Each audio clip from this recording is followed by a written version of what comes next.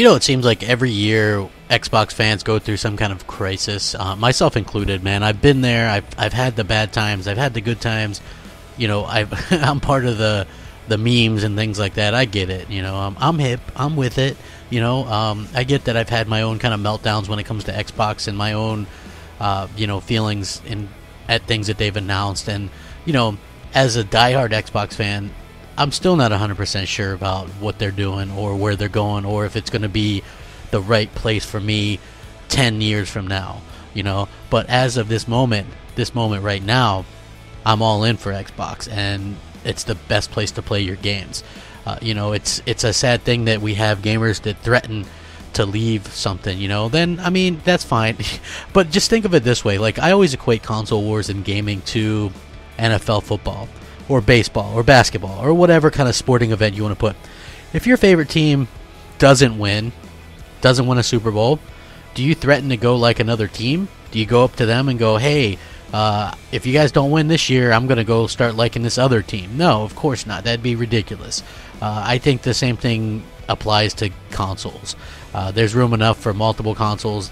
I don't think Microsoft is perfect by any means, but I also think that they do a pretty good job at listening. And I think that if this E3 works out the way that it's looking like it's going to work out, that Xbox fans are not going to have anything to worry about. Are they going to please everybody? Of course not. That's absolutely impossible. It's impossible to please everybody all the time. But I think Microsoft does a good job at trying to be diverse enough to please as many as they can. And I think it's going to take a lot of games, and I think that it's starting to kind of work out to the point where they have a lot of these different services that require a lot of content, and that's going to benefit us whether we like those services or not. I personally don't care about the services. I don't care about Game Pass. I don't care about Play Anywhere. I don't care about any of that stuff, to be honest with you. I just care about playing great games on a very powerful console that has great online and a great controller and that kind of ecosystem that I like with the achievements and my friends, and that's what I'm looking forward to. That's what I want, and Microsoft gets that. If you're an Xbox dude, be an Xbox dude. If you're a PlayStation dude, be a PlayStation dude, but don't be one of those fair weather fans. That's kind of annoying, and there's always going to be bad news no matter what platform you like or prefer. But don't be afraid to celebrate the good news. It seems like the Xbox guys are always just so negative all the time. And I get that I'm included in that as well. But at the end of the day, I think you're Xbox fans for a reason. There's obviously something there that you prefer over the PlayStation. So saying you're going to leave the platform and, it all comes down to this E3, I think it's all hogwash and dramatic.